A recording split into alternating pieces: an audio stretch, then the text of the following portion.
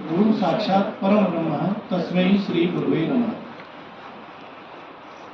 जैसा कि आपके प्रिंसिपल सर निरंजन जी ने बताया है कि मैं doctor SR Rajasthan Ayurveda university से यहाँ मोटिवेशनल लेक्चर देने के लिए आया हूँ, ऐसा आप लोगों का मानना है। मैं इसमें मेरा जो कंट्रीब्यूशन आपके लिए क्या हो सकता है, स्कूल लेवल से करके आए हैं और आप हायर एजुकेशन के लिए आपने एक रास्ता चुना है, तो आप इस संक्रमण काल में, इस परिवर्ती काल में आपको क्या नया देखने को मिलेगा, सुनने को मिलेगा, करने को मिलेगा, आपका क्या एटीट्यूड हो सकता है, आपका इसके बाद में क्या मैटर आपके सामने आ सकता है। इसके लिए यहाँ ये कार्यक्रम आपका जो 15 दिन का चल रहा है वो इसी से रिलेटेड है। दूसरा, अभी इसी को रहने दें। दूसरा, जैसा इसका टाइटल है, ऐसे तो सर ने बता दिया है कि मेरा टॉपिक का नाम है MSc, minimum standard of education. Next slide लेना एक और आगे लेना। जैसा कि नीचे नीचे की लाइन, 3 लाइन देखिए आप, इसमें लिख रखा है short title commencement, these regulation may be called national commission for Indian system of medicine, minimum standard of undergraduate Ayurveda education regulation 2022। आपका जो पूरा एजुकेशन का जो सिस्टम है वो रेगुलेशन 2022 के अकॉर्डिंग चलेगा। मिनिमम स्टैंडर्ड, जैसे अभी इन्होंने सर ने, हालांकि गुजराती मेरे बहुत कम समझ में आती है, लेकिन मेरी समझ में आ गया कि मिनिमम नहीं, हमें मैक्सिमम करना है।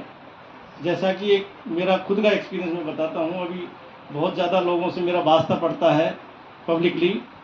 बहुत बच्चे मेरे पास आते हैं, सर हम 1 नंबर से रह गए, 1 नंबर से फेल हो गए। मतलब मैं दूसरी बात शुरू कर रहा हूँ आपको, 1 नंबर से रह गए। फिर मैं कहता हूँ, बेटे तुम्हारे क्या 100 में से 99 आए? फिर नहीं सर, मेरे 39 आए। 39 पासिंग मार्क्स आपके 50 हैं और आपके 39 आए, तो फिर भी आप 1 नंबर से कैसे रह गए? सर 10 नंबर को तो मुझे ग्रेस मार्क्स मिल जाता, 10 नंबर का तो मुझे ग्रेस मार्क्स भी मिल जाता। अगर मेरे 1 नंबर होता तो 10 नंबर ग्रेस मार्क्स लग करके और मैं क्वालिफाई कर जाता, पास कर जाता। तो इतना मिनिमम हमें नहीं चाहिए, हमें मैक्सिमम लेवल लेकर के चलना है। अगर हम सोचेंगे 90 की, 95 की, तो हमारे कितने आएंगे? 70, 75, 80। और हम 50 की लेकर के सोचेंगे कि हमें 50 चाहिए पास होने के लिए, तो फिर वो 39 वाली कंडीशन आएगी कि फिर तो मेरे 1 नंबर से रह गया। फिर वो हर आदमी को ये कहेगा कि मुझे 1 नंबर से रख दिया। 1 नंबर से नहीं रहा, आप बहुत नंबरों से रहे हैं। तो मेरा, सर ने जो अभी बहुत अच्छी बात कही है कि हमें मिनिमम नहीं, हमें मैक्सिमम लेवल पर जाना है। मिनिमम तो उनके लिए है, संस्थाओं के लिए, कि हमें कम से कम इतना स्टैंडर्ड तो बनाना है, इससे ऊपर हम कुछ भी कर सकते हैं, इससे कुछ ऊपर भी रख सकते हैं। तो ये मिनिमम स्टैंडर्ड, वापस आप आना। जैसा कि इस टाइटल में बताया गया है, an overview of BMS curriculum, attendance and exam. इसमें 3 वर्ड आप देख रहे हैं, एक BMS, एक अटेंडेंस और एक एग्जाम। तीनों का अलग अलग इशू है। BMS जैसा हम जानते हैं ग्रेजुएशन प्रोग्राम है। नीट देने के बाद में हम लोग, हमारी तरफ हम कोई सा भी रास्ता ले सकते थे।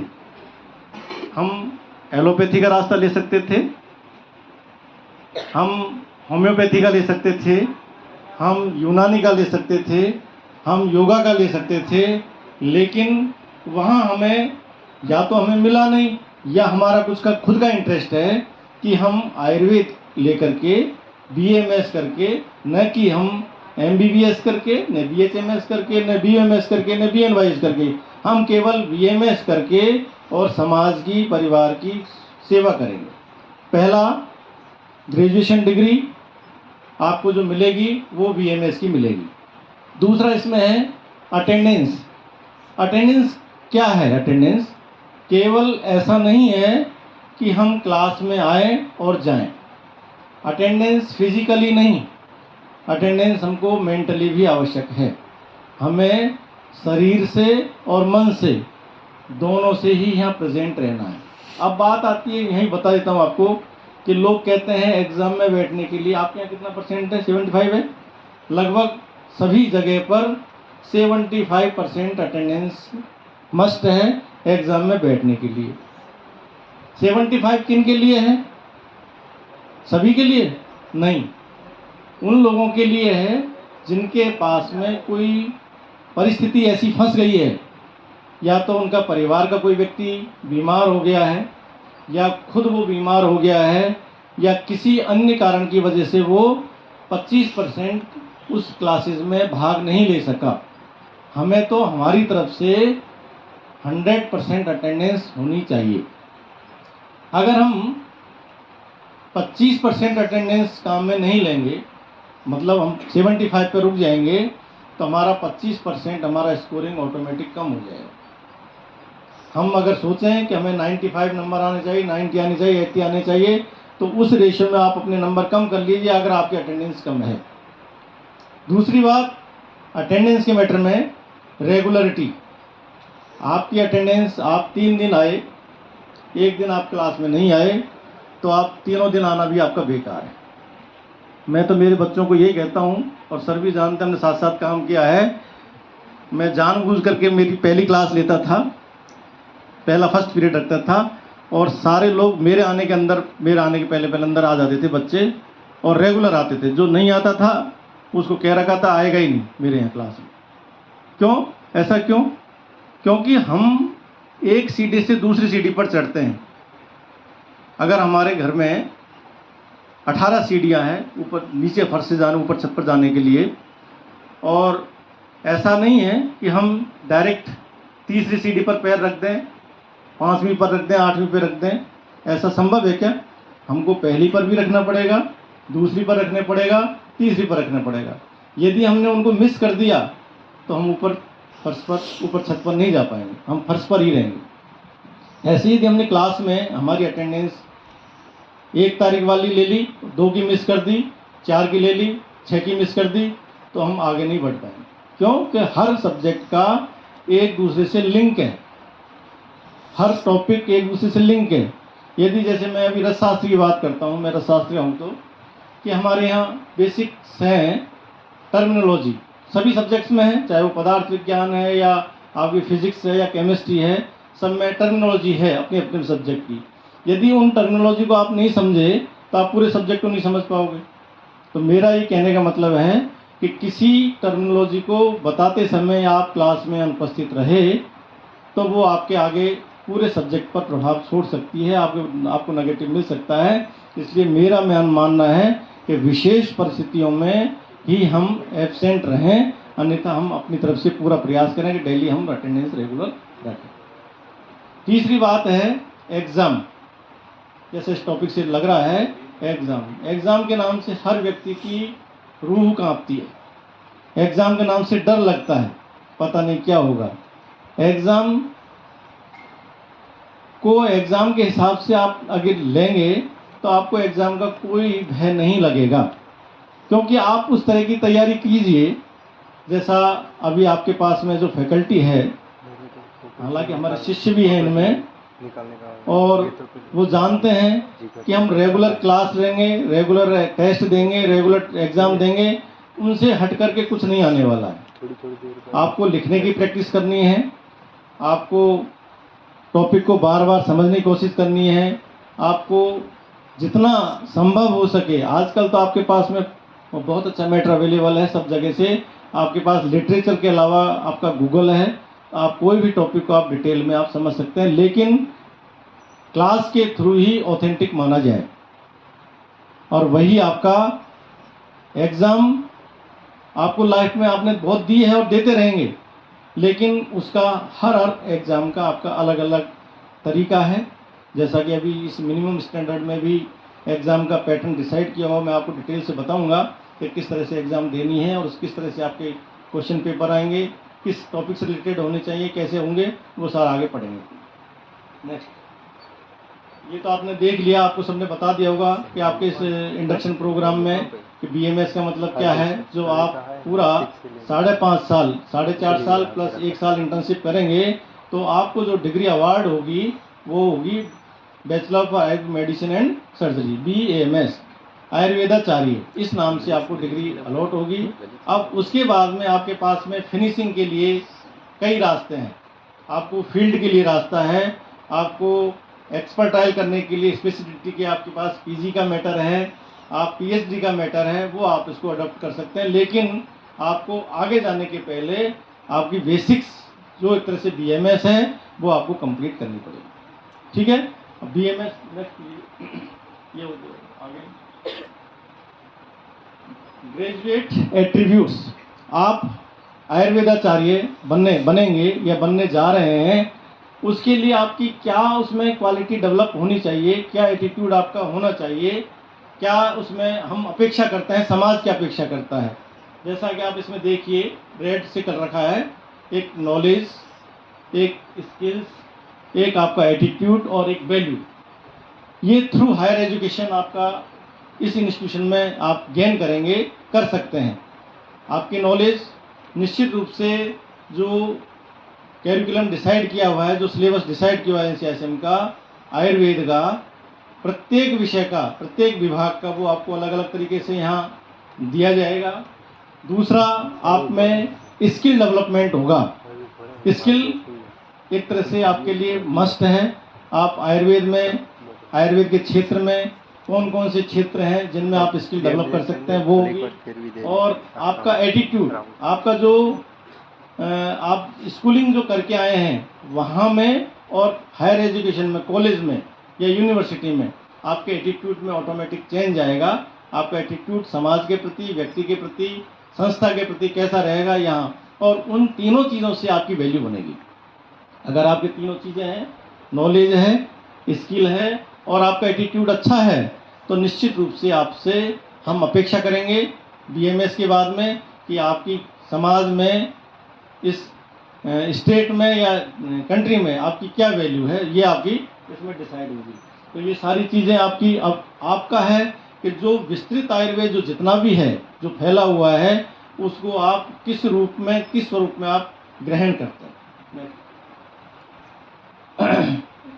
ये आपका पूरा CO है, प्रोग्राम लर्निंग आउटकम्स। उस प्रोग्राम लर्निंग आउटकम में आप में क्या कॉम्पिटेंसीज आएगी, क्या एक्सपर्ट आएगी, क्या दक्षता आएगी, क्या विशेषता आएगी और किस चीज़ में आप दक्षता हासिल करेंगे, इससे आपका डिसाइड होगा। आप मान लीजिए आप पंचकर्म स्पेशलिस्ट बनते हैं, आप सर्जन बनते हैं, आप काय चिकित्सा विशेषज्ञ बनते हैं, आप कोई फिलोसफर बनना चाहते हैं, उस हिसाब से यहाँ इस प्रोग्राम आउटकम का जो लर्निंग है वो आपका निश्चित होगा। ये भी कोई नेक्स्ट लेना। आपका विजन क्या होना चाहिए दिमाग में, आपको विजन क्या लेकर के चलना है। तो कुछ हमारे NCISM ने डिसाइड कर रखा है कि जो हमारा पूरा आयुर्वेद है वो अष्टांग आयुर्वेद में विभक्त है, उसको कर रखा 8 शाखाओं में विभक्त कर रखा है। काय, वाल, ग्रह, ऊर्ध्वांग, शल्य, दंष्टा, जरा, विषाण, हमारा 8 भागों में बांट रखा है। लेकिन वर्तमान में आप इसी को देखिए कि इसको वर्तमान में प्रत्येक महाविद्यालय में, प्रत्येक कॉलेज में इसको 14 भागों में, 14 विभागों में डिस्ट्रीब्यूट कर दिया। इन्हीं 8 को 14 विभागों में डिस्ट्रीब्यूट कर दिया है। जैसे आपका शरीर रचना विभाग, एनाटॉमी, फिजियोलॉजी, बेसिक, फिजियोलॉजी का मतलब शरीर क्रिया, बेसिक मौलिक सिद्धांत, द्रव्य गुण, रसशास्त्र, पैथोलॉजी, आपका रोग निदान, अगत तंत्र, स्वस्थवृत्त, काय चिकित्सा, पंचकर्म, कौमारभृत्त, गायनी, शल्य और शालाय, ऐसे कुल 14 विभागों में विभक्त करके और ईयर वाइज किसका कौन से ईयर में क्या पार्टिसिपेशन है उसके अकॉर्डिंग हम पढ़ते हैं। और पुराना जो हम उसको अगर 8 भागों में बांटते हैं तो उनमें क्या क्या है, क्या क्या आपको, एक नेक्स्ट ले लो स्लाइड। ये जैसा इसमें आ रहा है 8 विभाग हैं। काय चिकित्सा, मेडिसिन, जनरल मेडिसिन, जिसमें हम शोधन और समन दोनों स्वरूप में हम औषधि का प्रयोग कर सकते हैं, जैसे हम जो मेडिसिन देते हैं। दूसरा है हमारा शल्यतंत्र, सर्जरी का। तीसरा हमारा शालाय का, IND-ENT का। चौथा पीडियाट्रिक है और ऑप्शंस में इंक्लूड है। और 5वां हमारा टॉक्सिकोलॉजी, अगतंत्र का है। और इसके बाद भूत विद्या, माइक्रोबायोलॉजी, जो भूत विद्या का मतलब नहीं, भूत प्रेत जिन, हम इसको माइक्रोबायोलॉजी से हम इसको कोरिलेट करते हैं। और इसके साथ में रसायन, रिजर्वेशन और बाजीकरण, ये सारे 8 विभाग हमारे आयुर्वेद साहित्य में ऋग्वेद से लेकर के जो संहिता काल तक जितना भी हमारा लिटरेचर है, उसको जो आयुर्वेद का विषय वस्तु मिलता है उसको 8 विभागों में विभक्त करते हैं। लेकिन वर्तमान में इसी 8 को हमने कितने में कर दिया, 14 डिपार्टमेंट में इसको ऐड कर दिया। कॉन्टेम्प्रेरी एडवांसमेंट, ये जो 8 विभाग इसमें लिखे गए हैं उनमें हम क्या आधुनिक समसामयिक वर्तमान में हम क्या इनमें डेवलपमेंट कर सकते हैं। जैसे लिखा है, all the 8 speciality develop to deal all sort of clinical problems of respective speciality, that is general, their aetiopathogenesis including clinical, anatomy, physiology. कुल मिला के बात यह है कि जितना भी हमारा अष्टांग आयुर्वेद है, उस अष्टांग आयुर्वेद में हम हमारा क्लिनिकल जो मैटर है, रोग का निदान, रोग की लक्षण, रोग की संप्राप्ति और रोग की चिकित्सा, उन 8 के उस अष्टांग आयुर्वेद में इनका हम डिटेल से पढ़ सकते हैं। और वर्तमान में हम इनको समसामयिक उसको परिवर्तित भी कर सकते हैं, करेंगे। ऐसा हमारा इस BMS करने के पीछे हमारा विजन है। हम ऐसा नहीं कि हम उसी पर टिके रहें, हम जितना चेंजेस कर सकते हैं उसको चेंज करना है। अष्टांग आयुर्वेद को, उस अष्टांग आयुर्वेद को समय के अनुसार ढालना है। जैसे आप देखिए कि हम सब्जी बनाते हैं, अब सब्जी बनाने के लिए हमने कढ़ाई में छोंक लगा दिया, कढ़ाई में पाक कर दिया, उसी को हमने समसामयिक डेवलपमेंट कर दिया, हमने प्रेशर कुकर में बना लिया, हमने माइक्रोवेव ओवन में तैयार कर लिया। तो ऐसे हम समसामयिक हमारा परिवर्तन करेंगे, कर दिया है और हम आगे करते रहेंगे। ऐसा हमारा विजन दिमाग में होना चाहिए। और आगे लेना, इसके अलावा जितने भी टूल्स हैं, टूल्स किसी की बपौती नहीं है, किसी एक पैथी की बपौती नहीं है। हम आवश्यकता के अनुसार हमारे टूल्स डेवलप कर सकते हैं, ले सकते हैं। और चाहे कोई सी भी पैथी हो, उस टूल्स के लिए स्वतंत्र है। ऐसा नहीं कि केवल हम स्टेथोस्कोप काम में ले रहे हैं तो स्टेथोस्कोप केवल एलोपैथी वाले काम में ले सकते हैं। हम हमारे हिसाब से, जैसा कि अभी हमारे यहाँ प्रकृति परीक्षण के लिए कुछ इंस्ट्रूमेंट तैयार किए जा रहे हैं, तो हम ऐसा डिसाइड कर सकते हैं किसकी बातिक प्रकृति है, किसी की पैथिक प्रकृति है, किसी श्लेष्मस प्रकृति है। तो ऐसे टूल्स डेवलप करना, उनको काम में लेना, उनके बारे में जानकारी देना, लेना, ये सारे हमारे विजन के अंतर्गत, हमारे कंटेम्प्रेरी डेवलपमेंट के अंतर्गत ये सारे काउंट किए जाएंगे। और आगे अब आते हैं ड्यूरेशन ऑफ प्रोग्राम। जैसा कि आप सबको पता है, आपने जब भी एडमिशन लिया है उसमें आपको बताया गया होगा कि हमारा कुल 5.5 साल का हमारा ये BMS है, जिसमें हमारा 3 प्रोफ हमारे होंगे, BMS first year, BMS second year और BMS थर्ड या फाइनल प्रोफ के नाम से जाना जाएगा। प्रत्येक प्रोफ हमारा 1.5 साल का 18 महीने का होगा। कुल कितने हो गए आपके? 54 महीने, अर्थात 4.5 साल। ये तो हो गया आपका एक तरह से एकेडमिक। दूसरा 1 साल का आपका इंटर्नशिप होगा, वो जो है 12 महीने की होगी। उसमें टोटली लगभग आपका फील्ड अलॉट होगा आपको, हर डिपार्टमेंट में आपको क्लिनिकल प्रैक्टिस करनी होगी, वो आपकी 12 महीने की होगी। तो टोटल आपका 5.5 साल का आपका ड्यूरेशन रहेगा BMS का। ये मिनिमम भी है और मैक्सिमम भी होना चाहिए। समझ में आ गई बात? किसी को इसमें झटके नहीं लगने चाहिए, अन्यथा कई लोग लंबे भी करते हैं। लंबे करने का फ़ायदा नहीं है, टाइम पे ही करने का फ़ायदा है। तो हमें 5.5 साल में हमें अपना सिलेबस, हमारा करिकुलम, हमारा BMS हमको कंप्लीट करना है। इस तरह के हमारे दिमाग में सोच रखनी है। नेक्स्ट, ये तो मैंने बोल ही दिया आपको कि हमको 5.5 साल करने के बाद में जो डिग्री अलॉट होगी वो आयुर्वेदाचार्य होगी, bachelor of Ayurvedic medicine surgery. उसके बाद में हमारे 2 फील्ड हमारे बनते हैं, या तो हम आयुर्वेद स्पेशलिस्ट के नाम से जाने जाएंगे, हम किसी एक क्षेत्र विशेष की स्किल डेवलपमेंट करके, एक से अधिक क्षेत्र की स्किल डेवलपमेंट करके हम काम में ले सकते हैं।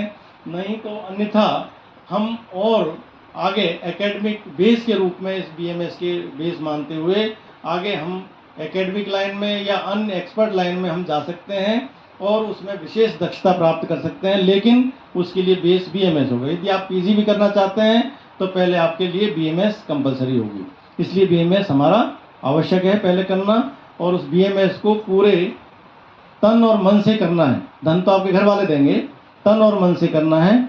आपको उसमें प्रत्येक विषय को गंभीरतापूर्वक अध्ययन करना है ताकि आप आगे का ग्राउंड आपका तैयार हो सके, आगे की पढ़ाई के लिए बेस बन सके।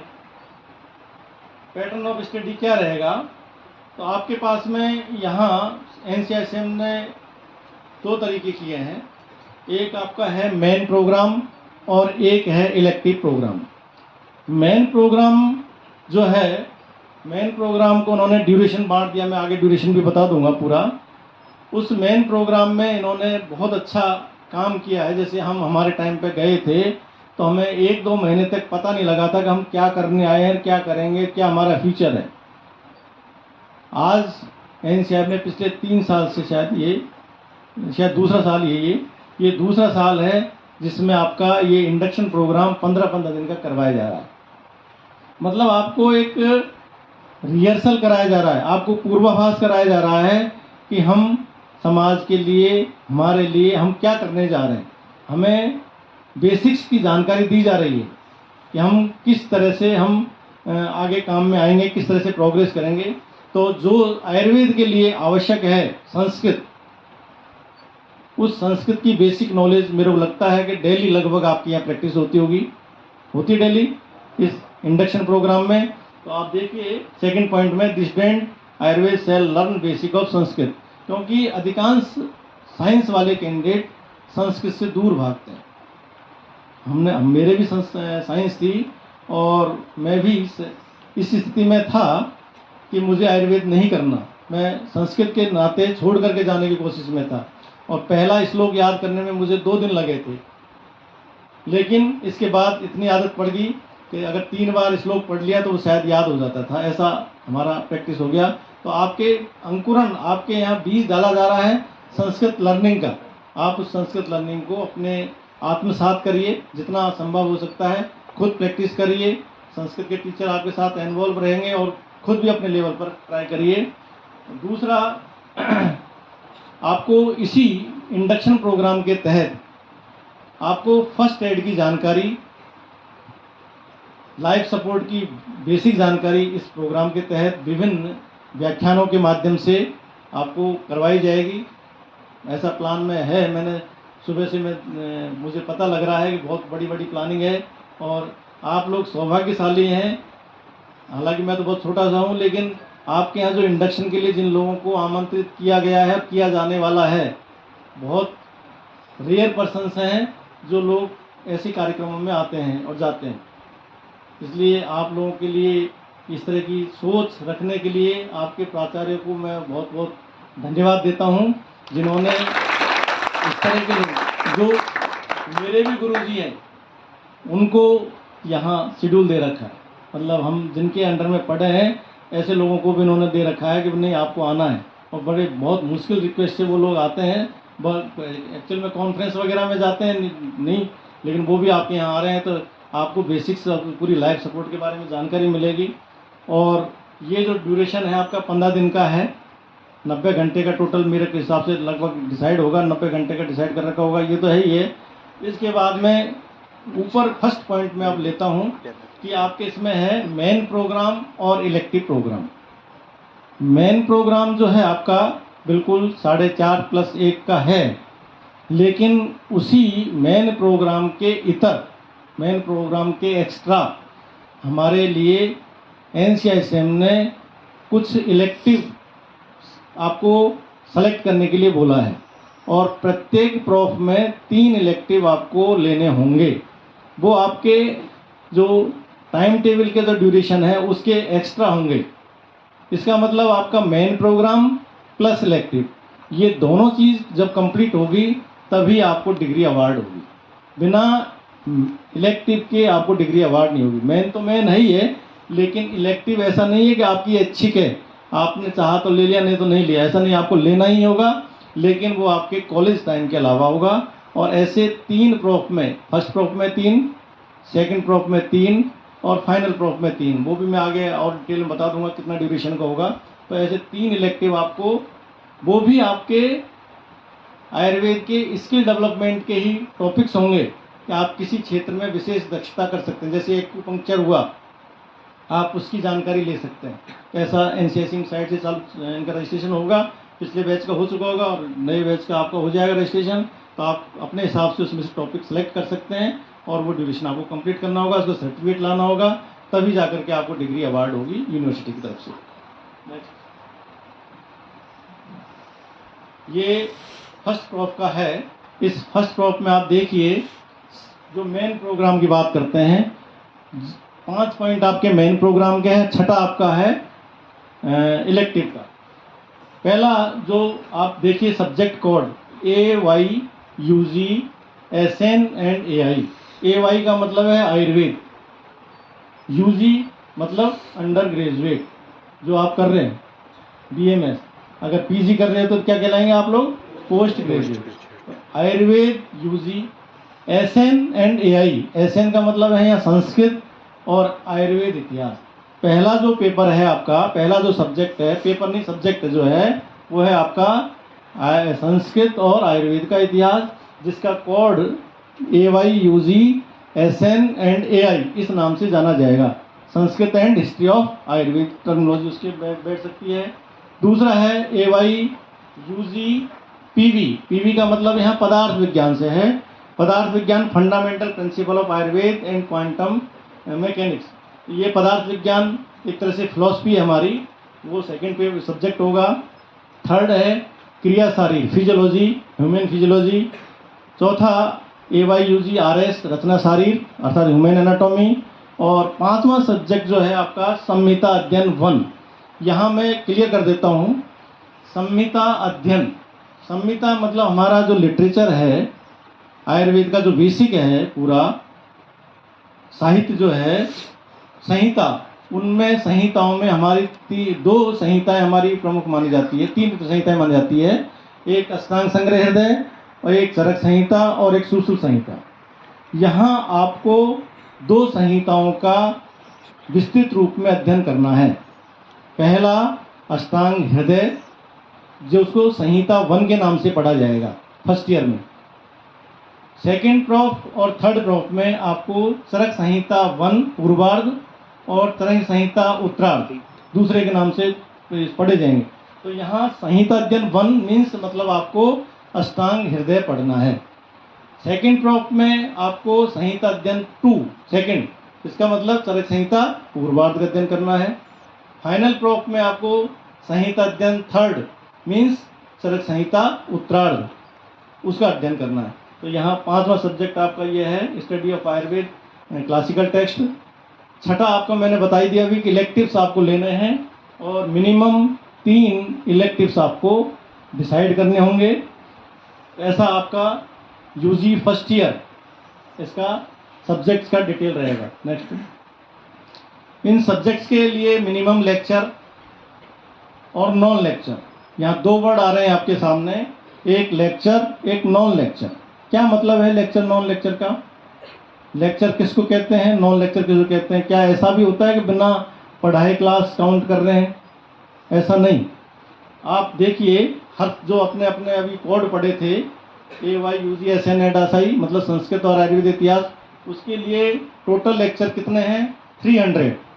उस 300 में से 100 जो है आपका लेक्चर के लिए है और 200 नॉन लेक्चर है। नॉन लेक्चर मैं भी डिटेल बताऊंगा किन किन को हम नॉन लेक्चर मान सकते हैं। ऐसे पदार्थ विज्ञान के लिए 90 + 140, क्रिया शारीर के लिए 150 + 250, रचना शारीर के लिए 180 + 320 और संहिता अध्ययन 1 अष्टांग हृदय के लिए 140 + 260। टोटल 1830 लेक्चर आपके टोटल डिलीवर्ड होने हैं, जिसमें 660 लेक्चर आवर्स हैं और 1170 आपके नॉन लेक्चर हैं। इसके बाद सेकंड प्रॉप का भी यहाँ साथ में है। थोड़ा सा बोरिंग होगा सेकंड प्रॉप, अभी आप सोचेंगे कि यार फर्स्ट ईयर का ही बहुत नहीं हुआ, सेकंड ईयर कहाँ से लिया है बीच में, लेकिन थोड़ी सी बेसिक जानकारी मैं आपको देता हूँ। सेकंड ईयर में आपका द्रव्य गुण होगा जो डीसी के नाम से है यहाँ, एक रसशास्त्र वैशिज कल्पना होगा, एक आपका रोग निदान होगा, एक आपका गणतंत्र और संहिता अध्ययन 2 जो मैंने अभी बताया, चरक संहिता पूर्वार्ध, इस तरह से ये, और एक आपका स्वस्थ तिंड योगा होगा।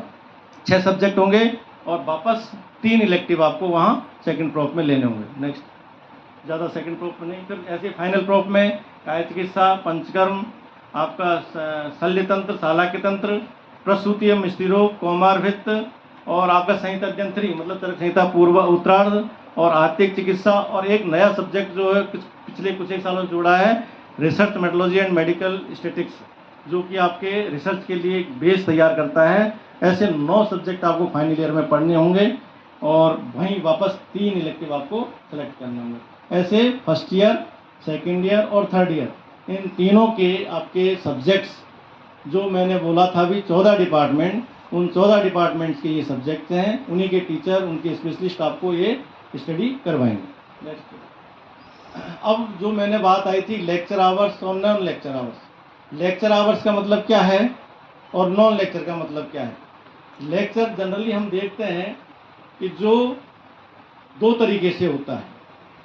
एक तो जैसे मैं बोल रहा हूँ, आप सुन रहे हैं, बिना, इसको बंद कर दीजिए आप, अगर बंद मत करना, इसको आप मान लीजिए है नहीं, मैं आपको कोई प्रवचन दे रहा हूँ, मैं बोल रहा हूँ, वो भी लेक्चर काउंट होगा।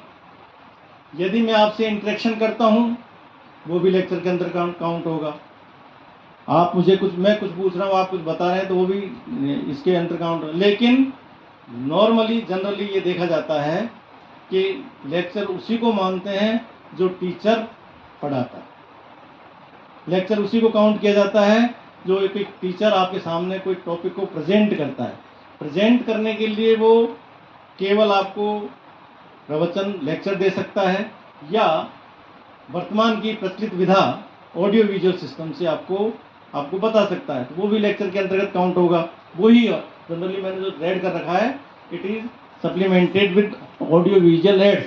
जनरली हम लेक्चर किसको मानते हैं? ऑडियो विजुअल एड्स से जो हम पढ़ाते हैं वही हमारा लेक्चर में काउंट होता है। इसके अलावा अगर इंटरेक्शन करते हैं वो भी हमारा काउंट होना चाहिए। तो ये तो हमारे लेक्चर में काउंट होंगे जो मैंने अलग अलग बताया था आपको, 90 + 11 20। तो यहाँ ये लेक्चर में, अब इन लेक्चर के अलावा आ गया ना, नॉन लेक्चर आवर्स क्या है? नॉन लेक्चर आवर्स क्या है कि सबसे पहला इम्पोर्टेंट है प्रैक्टिकल लर्निंग, कि जो हमने थ्योरी में सीखा है, जो हम थ्योरी में कर रहे हैं, यदि हम उसको प्रैक्टिकली करते हैं, प्रैक्टिकली देखते हैं, वो हमारा नॉन लेक्चर काउंट होगा। जैसे अभी हमने हलवा बनाना सीख लिया, हमने किताब में पढ़ लिया कि हमें हलवा ऐसे बनाना है। हलवा समझते हैं ना आप? ये इसमें ये इंग्रेडिएंट होते हैं, आटा होता है, घी होता है, शक्कर होता है, ये ऐसे उसको सेकते हैं, ऐसे पानी डालते हैं। ये तो हमने पढ़ लिया।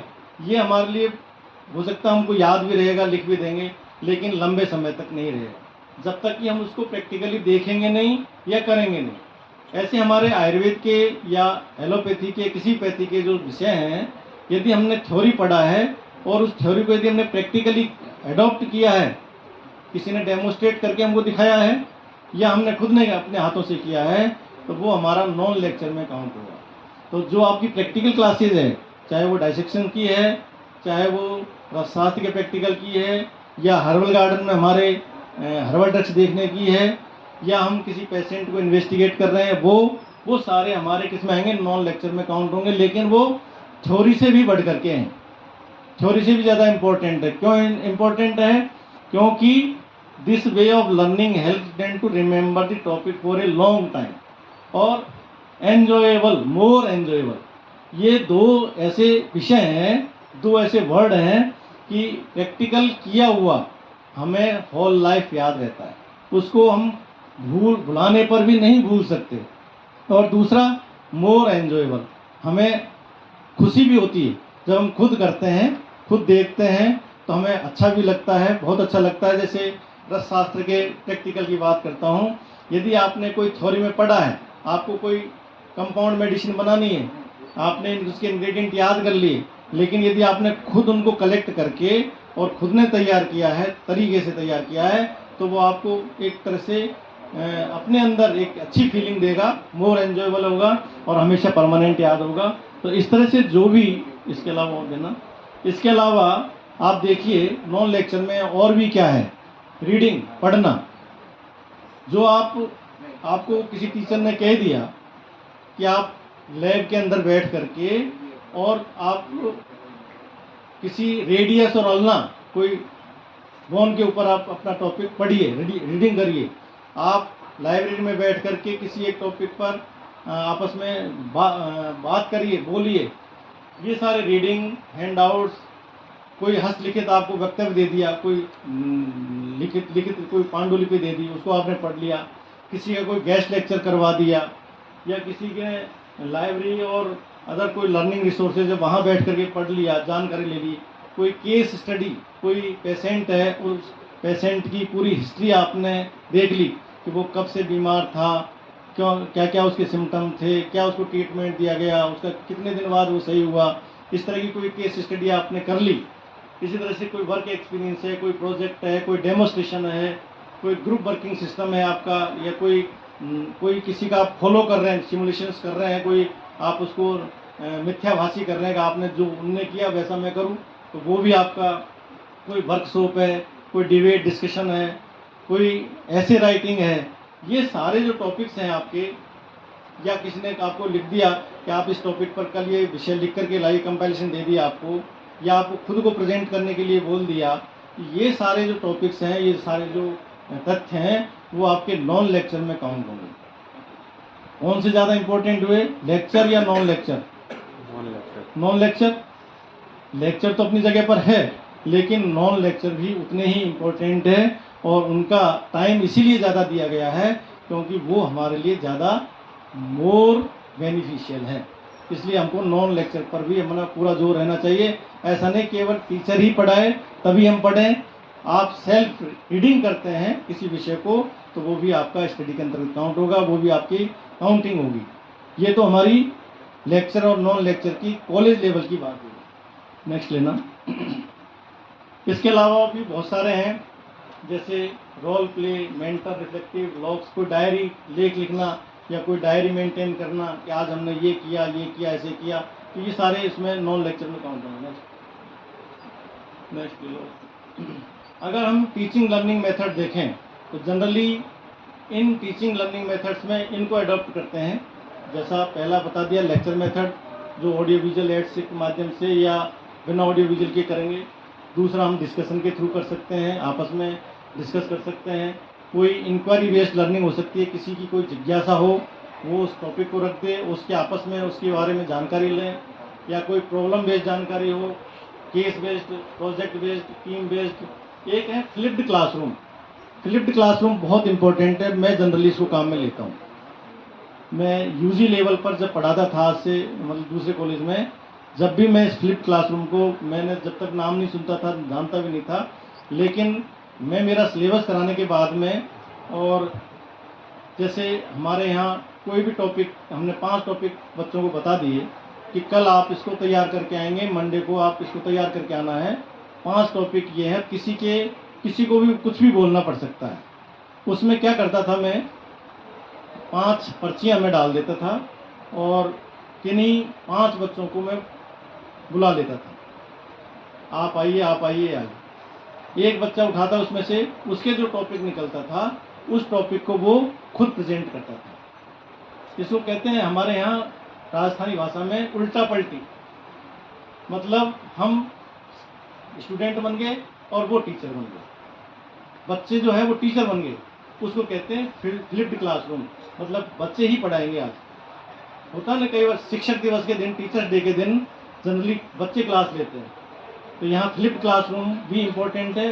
क्यों इम्पोर्टेंट है, मैंने इसकी महत्व भूमिका देखी है कि अगर हमें कॉन्फिडेंस डेवलप करना है किसी बच्चे का, तो ये बहुत इम्पोर्टेंट है। क्योंकि आपको अपनी लाइफ में बहुत सारे प्रैक्टिकल एग्जाम्स देने हैं, वाइवा देने हैं, आपको बहुत सारे इंटरव्यू फेस करने हैं, तो वहाँ जब तक आप लिखना खूब जानते हैं, आपकी लिखने की प्रैक्टिस अच्छी है, लेकिन वाइवा के नाम पर कब कपी लगती है।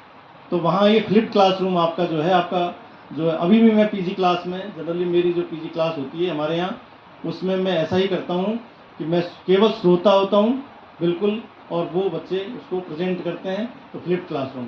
एक है ब्लेंडेड लर्निंग। ब्लेंडेड लर्निंग मतलब आप दोनों, इंटरेक्शन भी है, आपका ऑडियो विजुअल सिस्टम भी है, और आपका प्रवचन भी है, वो इस तरह का क्लासरूम है। एक इसमें है एडुटेनमेंट। एडुटेनमेंट का मतलब है खेल खेल में सीखना। खेल खेल में, अभी एक मूवी है वो जो टीचर वाली है, उसमें देखिए आप, वो टीचर पढ़ाती है अंदर क्लासरूम के अंदर, तो वो कहती है कि आपको, एक बच्चे को बुलाती है, आपको दिल्ली जाना है, किससे जाओगे? मैडम मैं ट्रेन से जाऊँगा। तो ट्रेन से वो छुक छुक करता हुआ उस मैप में दिल्ली पर जाकर के वो खड़ा होता है। इसका मतलब वो खेल खेल में सीख रहा है दिल्ली नक्शे में कहाँ पर है। किसी से कहते हैं आपको चेन्नई जाना है, कि उससे मैं फ्लाइट से जाऊँगा, तो फ्लाइट की आवाज़ करता है वो चेन्नई वाले स्पॉट पर खड़ा होता है। तो खेल खेल में सीखना, ये एडुटेनमेंट भी हम आयुर्वेद में एप्लीकेबल कर सकते हैं, करेंगे। साथ में अर्ली क्लिनिकल एक्सपोजर। हमारा जो माइनस पॉइंट था वो यही था, अर्ली क्लिनिकल प्रोसीजर नहीं था। हम फाइनल में जाकर के, हम इंटर्नशिप में जाकर के और हॉस्पिटल से रूबरू होते थे।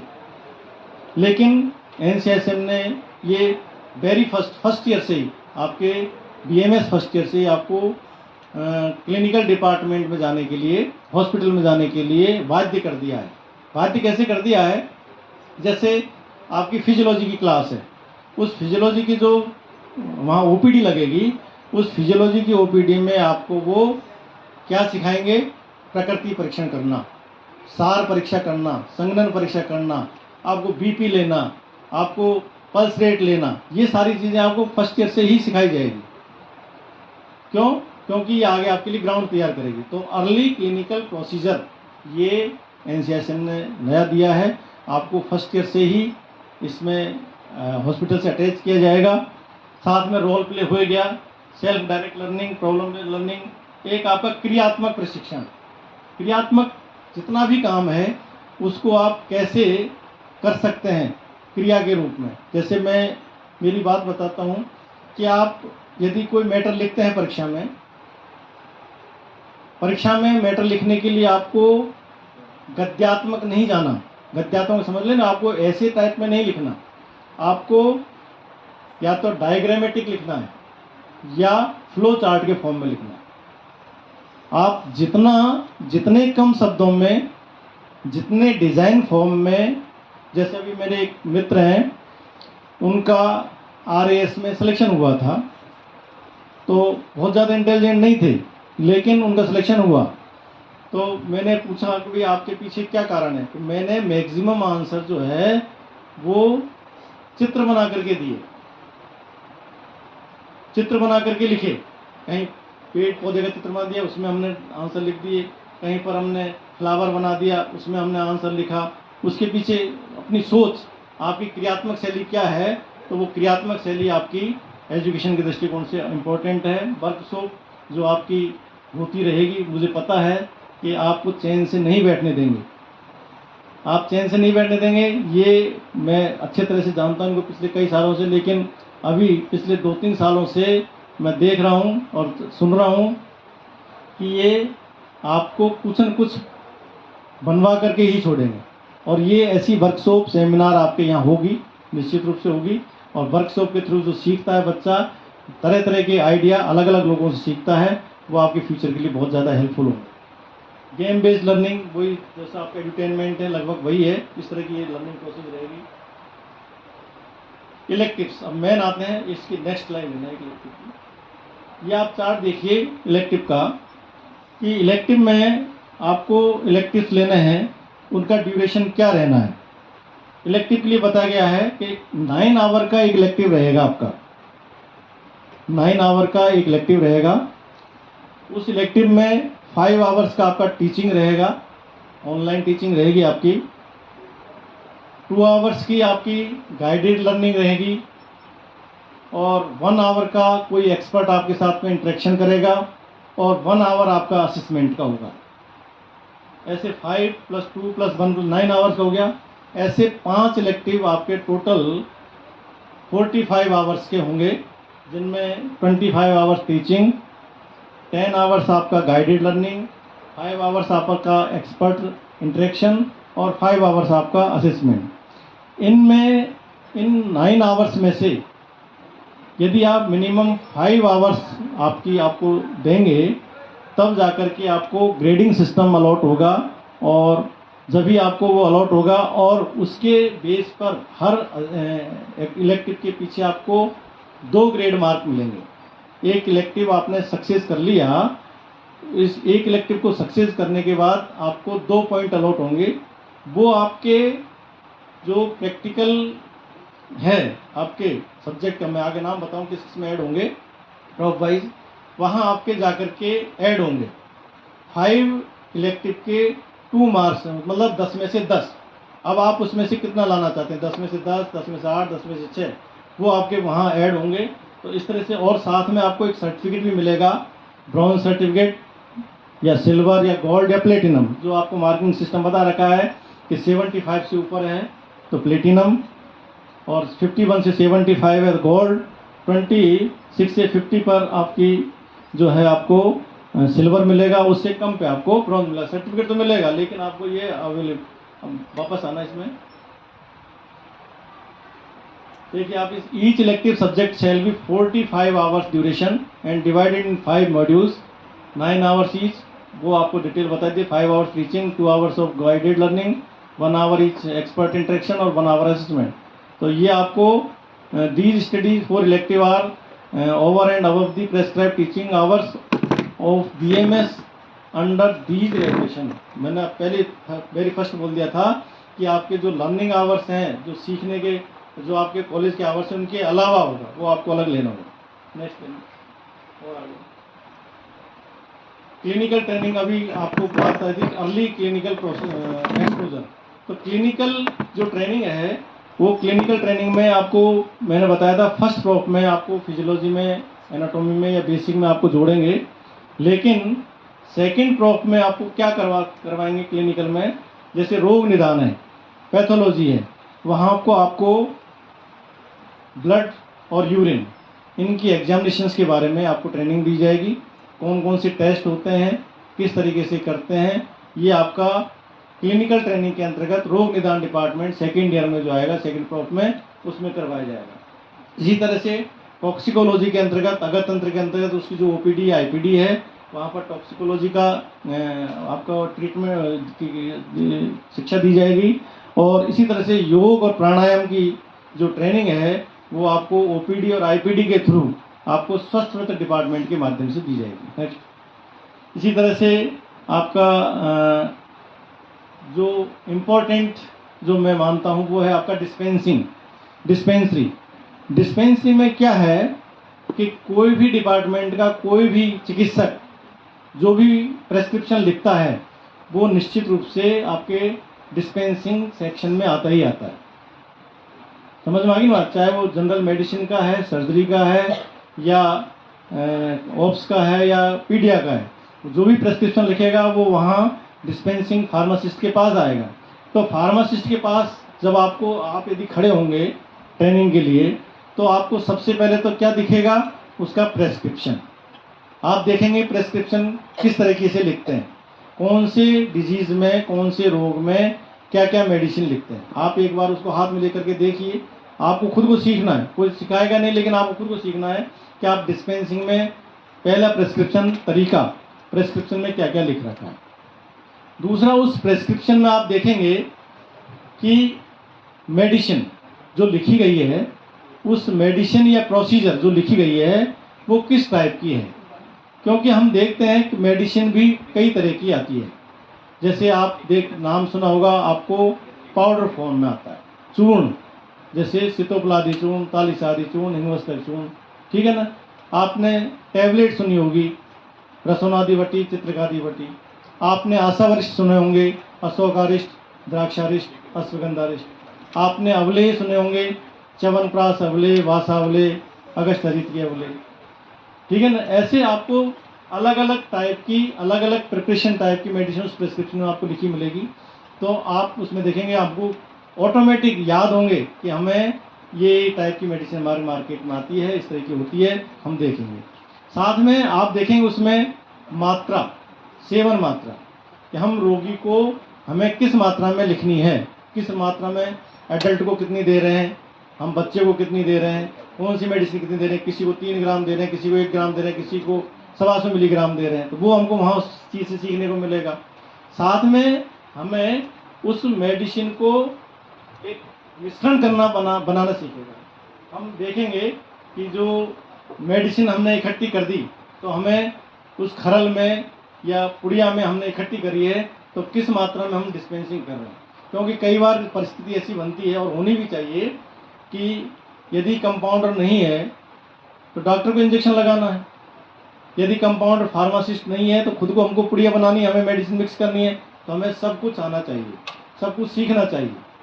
तो ऐसे हम उस डिस्पेंसिंग सेक्शन में ये देखेंगे। साथ में हम देखेंगे जो फार्मासिस्ट है वो उसको, रोगी को बता रहा है कि आपको ये मेडिसिन 2 बार लेनी है, 3 बार लेनी है, इसके साथ में लेनी है, और ये चीज़ खानी है, ये चीज़ नहीं खानी। ये सारी चीज़ें हमको उस सेक्शन में सीखने को मिलेगी। तो ये सेकेंड प्रॉप में, या जब भी आपको मौका लगेगा, जब भी हमको ग्रुप में, ऐसा नहीं सारे एक साथ वहीं पहुंच गए ज़्यादा इंपॉर्टेंस बताने के पीछे, तो वहाँ आपको ये चीज़ें सीखने को मिलेगी। ये क्लिनिकल एक्सपोजर के अंदर बताएगी। नेक्स्ट, जो मेन थर्ड प्रॉप है वो सारा ही क्लिनिकल है, चाहे वो जनरल मेडिसिन है, सर्जरी है, या ईएनटी है, या पीडिया है, या ऑप्स गायनी है, वो पूरा का पूरा उनका ओपीडी आईपीडी पूरा कंप्लीट आपका क्लिनिकल है। वहाँ हम रोगी को शुरुआत की, जो इनिशियल स्टेज पर हमारे पास में पेशेंट आता है, डॉक्टर के पास बैठता है, वैद्य के पास बैठता है, तो हम शुरू से हमको नोट करेंगे कि वो किस तरह से उसके एग्जामिनेशन कर रहे हैं, किस तरह से हिस्ट्री ले रहे हैं, कौन कौन सी मेडिसिन लिख रहे हैं, उसको ओपीडी से ही क्यों फ्री कर दिया, इसको आईपीडी में क्यों डाल दिया, यदि आईपीडी में डाला है तो उसका हमने कौन सा प्रोसीजर पंचकर्म का करवा रहे हैं, स्नेहन स्वेदन बमन विरेचन कौन सा करवा रहे हैं, कितने दिन तक करवा रहे हैं, कौन कौन करवा रहा है, कौन सा ऑयल काम में ले रहे हैं, कौन सा घी काम में ले रहे हैं, हम उसको कौन सी मेडिसिन प्रयोग में ले रहे हैं जिसकी वजह से यहाँ रख रखे हैं। तो ये सारी चीज़ें आपको फाइनल प्रॉप के क्लिनिकल एक्सपोजर के अंतर्गत आपकी आएगी। बाकी का जो फिनिशिंग का काम है वो आपका इंटर्नशिप में होगा ही होगा। उसमें आपको जैसे रेजिडेंट के रूप में आपको लगभग छोड़ दिया जाता है, ऐसे आपको डील करना होगा। ये सारी चीज़ें हमको क्लिनिकल जो है वो पूरा फर्स्ट ईयर से ही हमको लेना है, इनिशियल स्टार्ट करना है, सेकेंड ईयर और फाइनल में कंप्लीट, ये हर सब्जेक्ट में करेंगे। ठीक है, आगे अब जो मेरा भी इंटरेस्टिंग टॉपिक है और आप सबका भी होना ही चाहिए कि हमारा एग्जामिनेशन असेसमेंट तरीका क्या है।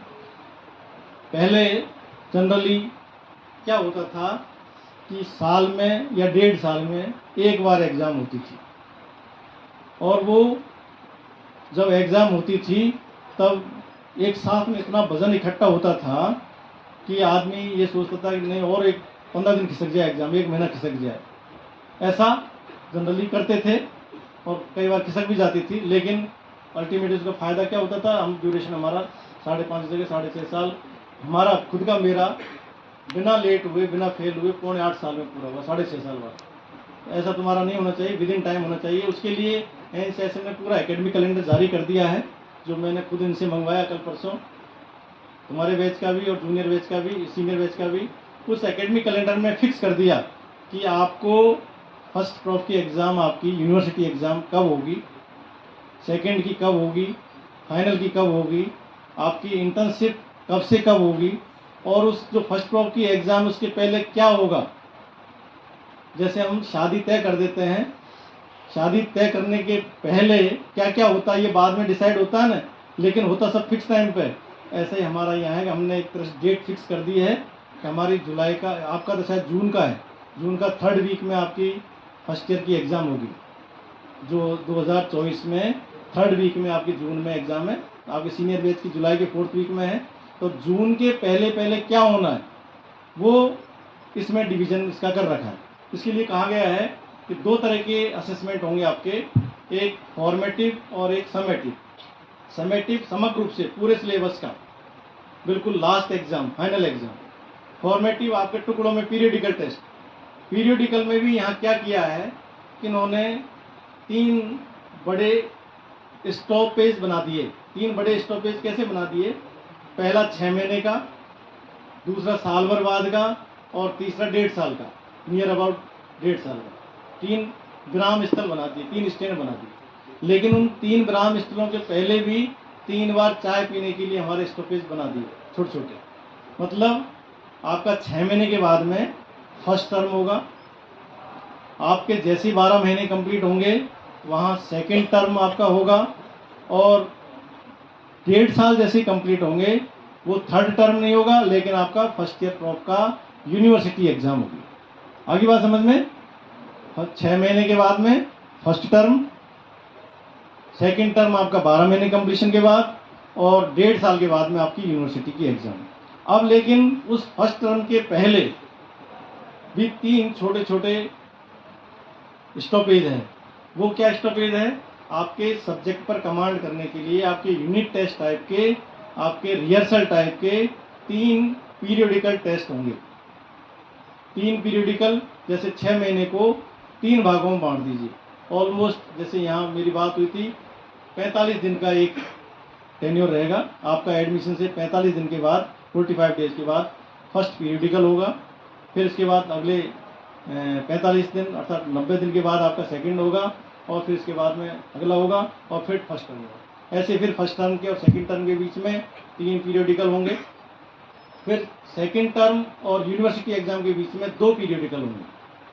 कुल 8 पीरियोडिकल, 2 टर्म एग्जामिनेशन और 1 यूनिवर्सिटी एग्जाम। ऐसा आपका BMS फर्स्ट का एग्जामिनेशन का सिस्टम रहेगा। ऐसा ही सेकंड प्रॉप का, और ऐसा ही फाइनल प्रॉप का रहेगा। ठीक है, किसी को कोई क्वेरी हो तो अभी बता दीजिए। कितने फर्स्ट ईयर में 2 टर्म टेस्ट, 1 यूनिवर्सिटी एग्जाम और 8 पीरियोडिकल टेस्ट आपके होंगे, जो अलग अलग मार्किंग सिस्टम से होंगे। वो आपको सारा अभी भी बता देंगे और आगे बता देंगे, ये सर बता देंगे। तो इस तरह का आपका ये सिलेबस एग्जाम का रहेगा। नेक्स्ट समेटिव एग्जाम जो है फाइनल, ये तो हो गया आपका। समेटिव एग्जाम में इन्होंने थोड़ा सा चेंजेस किया है कि जो हमारी फाइनल यूनिवर्सिटी एग्जाम होगी, उस यूनिवर्सिटी एग्जाम में पहले क्या होता था, एक ही एग्जामिनर कॉपी चेक करता था, और जो आपके यहाँ शायद 2 ही करते हैं पहले से, है ना? राजस्थान में नहीं करते या और जगह नहीं करते। तो 2 एग्जामिनर आपकी थ्योरी की कॉपी इवेल्युएट करेंगे। दोनों का एवरेज मार्क्स इसमें आपको दिया जाएगा। यदि उनमें कहीं बहुत ज़्यादा डिफरेंस रहता है, अबव 21, फिर थर्ड पर्सन के पास वो कॉपी चेक होगी और फिर उनका एवरेज मार्क्स निकाला जाएगा। ये समेटिव एग्जाम के लिए है ओनली। और प्रैक्टिकल एग्जाम जितने भी होगी आपके, लगभग मेरे को लगता है सारे सब्जेक्ट्स में प्रैक्टिकल एग्जाम है। कोई ऐसा सब्जेक्ट संस्कृत में भी कर दिया, अष्टांग में भी है ही है। तो सारे जितने प्रैक्टिकल एग्जाम होंगे उसमें 2 एग्जामिनर होंगे, एक इंटरनल एग्जामिनर और एक एक्सटर्नल एग्जामिनर। इंटरनल एग्जामिनर आपका अपने डिपार्टमेंट का, कॉलेज का मोस्ट प्रोबेबली होता है। इन केस कोई प्रॉब्लम होती है तो स्टेट से या कहीं से भी यूनिवर्सिटी किसी को अपॉइंट कर सकती है। और एक्सटर्नल एग्जामिनर है वो अदर देन यूनिवर्सिटी जनरली होते हैं। यहाँ का पता नहीं यहाँ का क्या प्रोविज़न है। हमारे यहाँ तो अदर देन यूनिवर्सिटी होता है। जैसे हमारी यूनिवर्सिटी का कोई आदमी किसी भी कॉलेज का नहीं आ सकता, या तो अदर स्टेट का होता है या दूसरी यूनिवर्सिटी का होता है, तो वो एक्सटर्नल एग्जामिनर काउंट होगा। और दोनों को ही मिला करके जिस तरह से अटेंडेंस आपकी 75% मिनिमम थ्योरी के लिए अलग से आवश्यक है और प्रैक्टिकल के लिए ज़रूरी है, हर सब्जेक्ट के लिए आवश्यक है। ऐसा नहीं कि आपने एनाटॉमी क्लास 100% ले ली और फिजियोलॉजी की आपने 50% ली और आपने 75%, ऐसा नहीं। आपको हर सब्जेक्ट की थ्योरी और प्रैक्टिकल की, प्रत्येक विषय की आपको 75% अटेंडेंस कंपलसरी है। ऐसे ही आपको थ्योरी और प्रैक्टिकल में एग्ज़ाम में भी अलग अलग पास होना आवश्यक है। यदि आप किसी एक पोर्शन में फेल हो गए, कम आए नंबर, तो आपको दोनों ही दोबारा देने पड़ेंगे। यदि आप प्रैक्टिकल में फेल हैं तो आपको थ्योरी देनी पड़ेगी, थ्योरी भी देनी पड़ेगी, प्रैक्टिकल देना पड़ेगा। यदि आप थ्योरी में फेल हैं तो आपको थ्योरी और प्रैक्टिकल दोनों ही देना पड़ेगा। तो ऐसा दिमाग में रखें कि हमें कोई भी कारण हो, कैसी भी परिस्थिति हो, हमको समेटिव एग्जाम्स में हमको थ्योरी और प्रैक्टिकल दोनों ही आपको क्लियर करनी पड़ेगी। और दोनों सेपरेट क्लियर करनी पड़ेगी, आपको जोड़ करके पास नहीं कर सकते। नेक्स्ट, ये आपका जो उसका इलेक्टिव का जो मैटर था, उस इलेक्टिव मैटर में एक एग्जांपल इसके आगे वाले पर रुक जाओ। इसमें जो आपके 3 टर्म बता रखे हैं, उस 3 टर्म में क्या है, इसमें क्या है कि जो इलेक्टिव था ना, उसमें इलेक्टिव में आपके तीनों प्रॉप में अलग अलग नाम दे रखे हैं। एक है FA, FB और FC। इसी तरह से सेकंड प्रॉप के लिए दे रखा है SA, SB और SC। और थर्ड प्रॉप के लिए लिख रखा है TA, TB और TC। मतलब फर्स्ट प्रॉप में FA, फर्स्ट टर्म का जो असेसमेंट है उसमें 15 नंबर वाला जो मैटर है वहाँ, और 30 नंबर वाला है, तो किस तरह से उसकी कैलकुलेशन होगी, first term, second term, third term, और फिर फाइनल एवरेज। फाइनल एवरेज आपका H कॉलम में जाएगा। आगे कैलकुलेशन सहित मैंने बता रखा है, समझा रखा है, इसको निकालना। हाँ, ये जैसे आपने आपका फर्स्ट टर्म हुआ, फर्स्ट पीरियोडिकल हुआ, तो उसमें क्या है, जैसे आपका फर्स्ट पीरियोडिकल में आपका 15 नंबर में से बाय द वे आपके 12 नंबर आए, सेकंड पीरियोडिकल में आपके 15 में से 11 आए, थर्ड पीरियोडिकल में आपके 13 आए, तीनों का एवरेज कितना हो गया, 12। इसको 30 से कन्वर्ट करते हैं तो आपका एवरेज हो गया 20। इसको मल्टीप्लाई करिए, पहले तो आपको 12 से 15 के भाग दीजिए, 0.8 इंटू 30, 24 मार्क्स आपके बन गए। जहाँ 30 नंबर ऐड होने इंटरनल असेसमेंट के, वहाँ 24 ही हो गए। फिर आपका टर्म टेस्ट होता है ना, पहला वाला 6 महीने बाद वाला, उसमें आपके मान लीजिए 30 में से 22 नंबर आए, तो आपका दोनों का एवरेज कितना हो गया, 23। 24 प्लस 22 46, और दोनों का बटा 2 मतलब 23। अर्थात फर्स्ट टर्म में आपका इतना करने के बाद में आपका कितना नंबर बना, 23। ऐसा ही सेकंड टर्म का, ऐसा ही थर्ड टर्म का। थर्ड टर्म में केवल आपका पीरियोडिकल का 2 का ही एवरेज निकाला है, तो आपके लास्ट जो H कॉलम में नीचे देखिए E प्लस F बटा 2, 23, 21 और 26। मतलब आपका फर्स्ट टर्म, सेकंड टर्म और थर्ड टर्म, इन तीनों का, तीनों पीरियोडिकल का एवरेज यहाँ नीचे निकाल रखा है। Average of 3 terms assessment, marks shown in H column 23, 21, 26, total 70 का फिर 3 से भाग दिया है, अर्थात 23.3 मार्क्स आपके ऐड होंगे H कॉलम में। ऊपर देखिए आप, ऊपर 23.33 लिख रखा रेड पेन से, तो वो आपका जहाँ 30 नंबर पीरियड है, उस 30 नंबर वाले कॉलम में आपके नंबर कितने गए, 23.3। अगर 15 वाला है तो उसको 15 से मल्टीप्लाई करना। ऐसा आपका कैलकुलेशन पीरियोडिकल्स का असेसमेंट का होगा। जो ये कैलकुलेशन का काम आपके ऑफिस पर छोड़ दीजिए, आपको तो अपने असेसमेंट पर, आपके पीरियोडिकल पर ध्यान देना कैसे कैलकुलेशन होगी, लेकिन अच्छे से अच्छा अपना प्रयास करना है। सभी को मस्ट है पीरियोडिकल में, टर्म टेस्ट में अटेंड रहना। यदि आप इनमें अटेंड नहीं रहते हैं, आप इसमें फेल हो जाते हैं, कम नंबर आते हैं, तो आप एलिजिबल भी नहीं रहेंगे एग्ज़ाम में बैठने के लिए।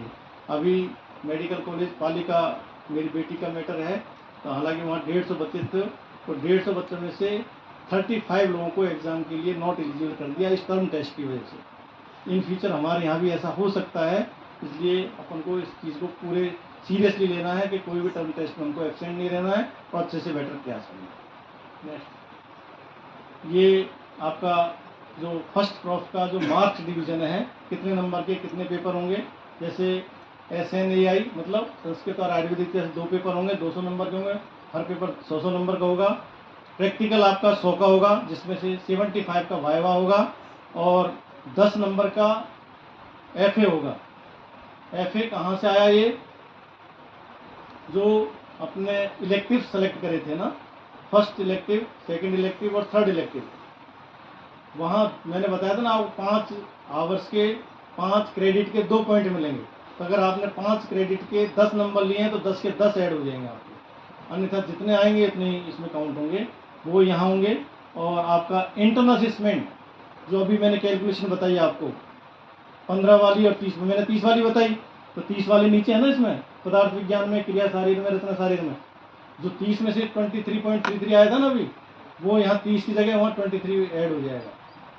कहीं दिक्कत आ रही है क्या? ऐसा लग रहा है मुझे, अभी थोड़ी सी महसूस हो रहा है कि आप लोगों को नहीं आ रहा समझ में। कहीं है प्रॉब्लम? नहीं है, समझ में आ रहा है ना? यहाँ दो चीज़ें आ रही है इसमें, एक तो इलेक्टिव के मार्क्स और एक आपके इंटरनल असेसमेंट के मार्क्स। इलेक्टिव के मार्क्स आपके जो क्रेडिट मिलेगा वो 10 नंबर के 3 सब्जेक्ट में जाएगा, संस्कृत और इतिहास में, पदार्थ विज्ञान में और संहिता अध्ययन वन में। ऐसे सेकंड क्रॉप में भी अलग सब्जेक्ट में जाएगा, थर्ड क्रॉप में अलग जाएगा, 3 में वहाँ जाएगा, 3 में वहाँ जाएगा। लेकिन इंटरनल असेसमेंट सबका है, किसी का 15 नंबर का वेटेज है, किसी का 30 नंबर का वेटेज है। तो संस्कृत और जो आपका संहिता अध्ययन है वो 15-15 नंबर का वेटेज है और बाकी का आपका 30 नंबर का है। तो 30 नंबर वाले को हम कैसे कलेक्ट करेंगे, कैसे कैलकुलेट करेंगे, ये हमको भी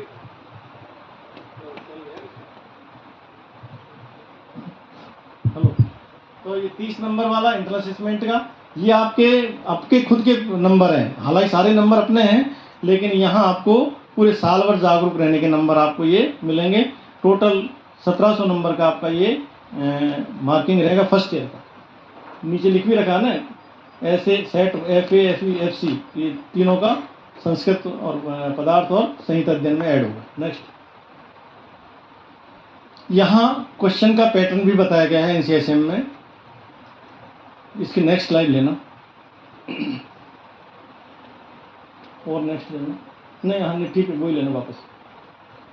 हाँ, यहाँ आप देखिए टोटल क्वेश्चन 32 बता रखे हैं, जिसमें मल्टीपल चॉइस क्वेश्चन 20 है, शॉर्ट आंसर क्वेश्चन 8 है और लॉन्ग आंसर क्वेश्चन आपके 4 हैं। हमारा जो सिलेबस है उस सिलेबस को भी, जो सिलेबस बनाया गया है उसमें भी उसके 3 पार्ट किए गए हैं। कुछ पॉइंट्स को हमने बहुत ज़्यादा इंपॉर्टेंस दी है, कुछ को मीडियम दी है और किसी टॉपिक को थोड़ी सी कम दी है। लेकिन मेरा जो मानना है वो ये है कि हमको सारे ही पॉइंट्स को बराबर महत्व देना है, क्योंकि जनरली जो पेपर सेटर होता है वो देखता ही नहीं है कि कौन सा सिलेबस, कौन से पॉइंट NCSM ने मोस्ट इम्पोर्टेंट मान रखे हैं, कौन से मीडियम मान रखे हैं, कौन से जनरल मान रखे हैं। तो हमको तो हर पॉइंट को, किसी को इग्नोर नहीं करना है। यहाँ must to know, desire to know और नाइस टू नो, ये 3 पार्ट उस सिलेबस के हर सब्जेक्ट के बना रखे हैं। मस्ट टू नो में मतलब है आपको ये तो अच्छे से ही पढ़ना है, बहुत सीरियसली, बहुत गंभीरता से, तल्लीनता से पढ़ना है। उसमें से आपके मल्टीपल चॉइस के 15 क्वेश्चन आएंगे, शॉर्ट आंसर के 7 आएंगे और लॉन्ग आंसर के चारों क्वेश्चन उसमें से आएंगे। इसी तरह से डिज़ायर टू नो 100 मतलब आपको मीडियम रूप से इनको, इन टॉपिक्स को देखना है, करना है।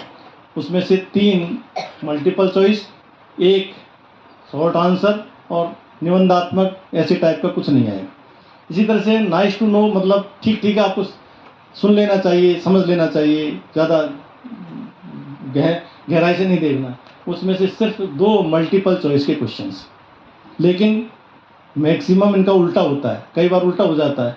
तो उस परिस्थिति के लिए आपको खुद को तैयार होना है।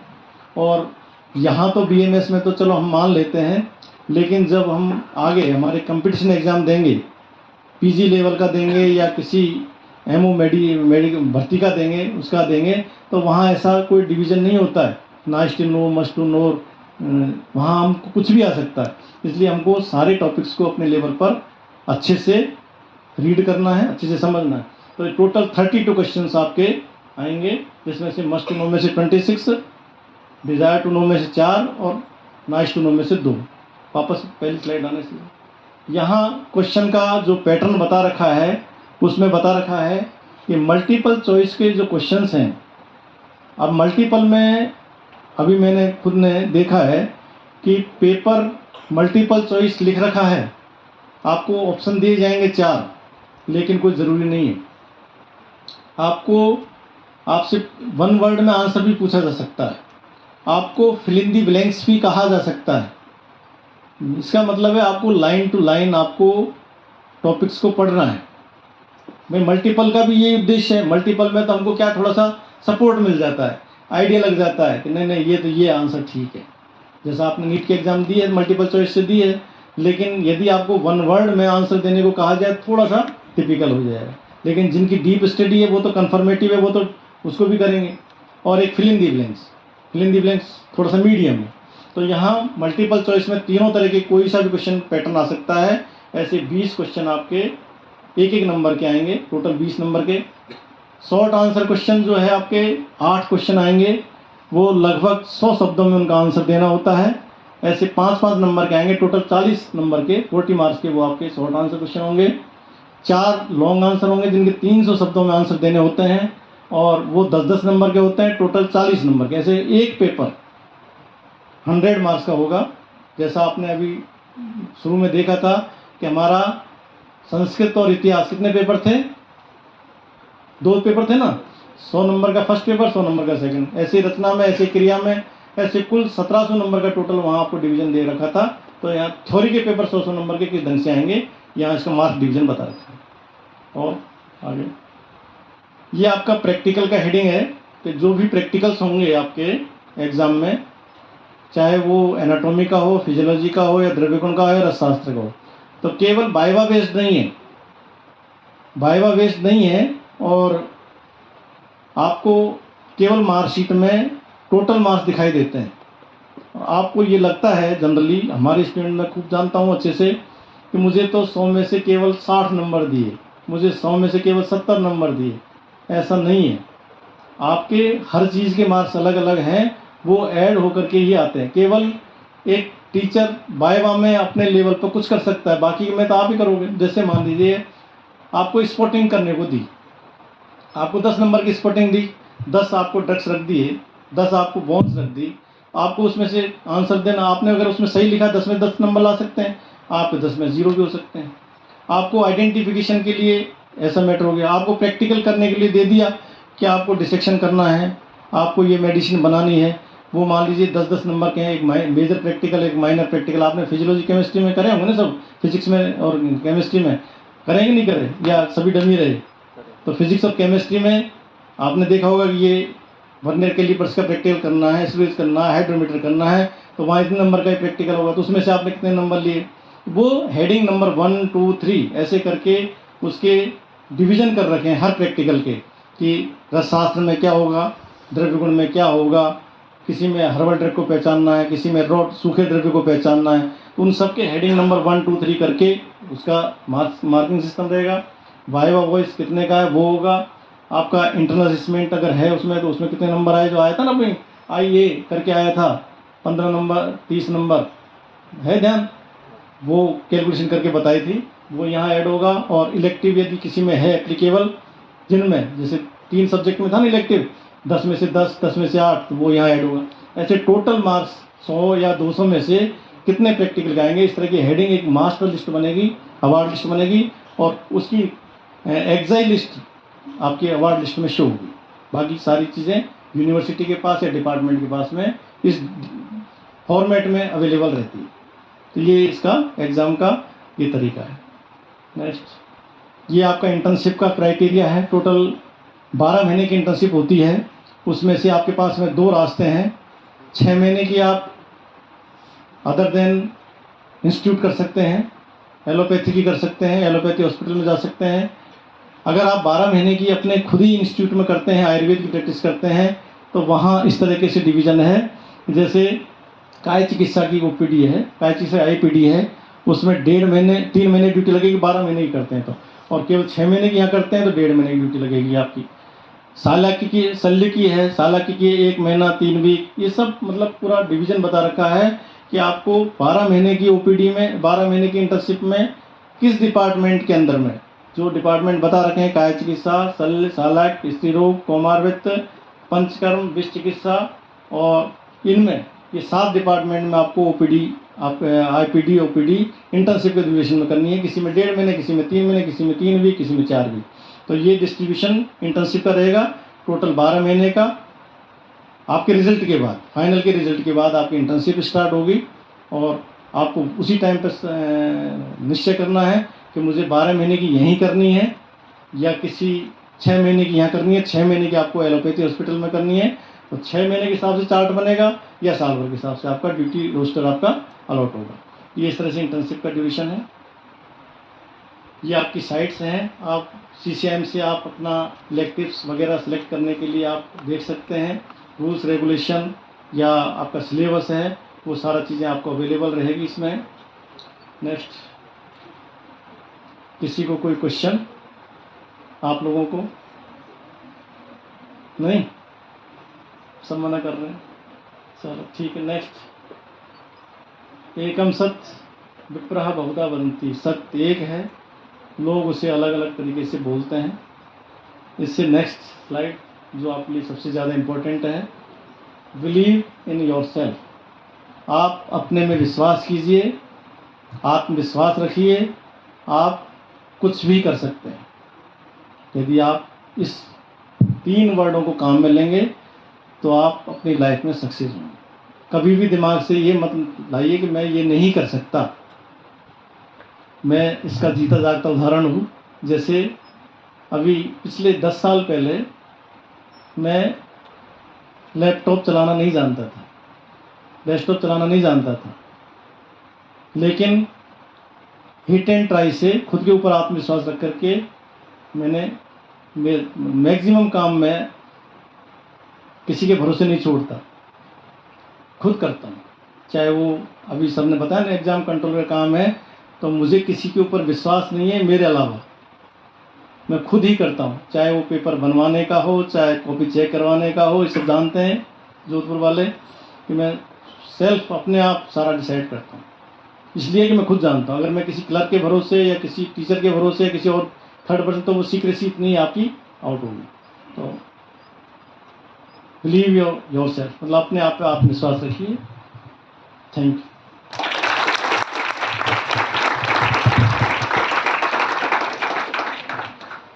Thank you so much sir for an amazing session. और सर ने जो भी बातें हमें बताई है वो हमें बहुत ज़्यादा हमारे लिए ज़रूरी है। अगले 5.5 साल तक एक एक चीज़ को अच्छे से हमारे लिए क्लेरिफाई किया है। और सबसे इम्पोर्टेंट बात जो ये बताई है कि हम जो ये कोर्स कर रहे हैं BA MS का, इसके अंदर आत्मविश्वास की सख्त आवश्यकता है खुद पे। अगर हम खुद पे आत्मविश्वास रखते हैं तो हम वो सब कुछ प्राप्त कर सकते हैं जो हम चाहते हैं। अगर हमारे सपने बड़े हैं तो उन सपनों को साकार करने के लिए खुद पे आत्मविश्वास होना ज़रूरी है। और ये चीज़ हमें गुरुजी से बहुत अच्छे से सीखने को मिली। So thank you so much sir.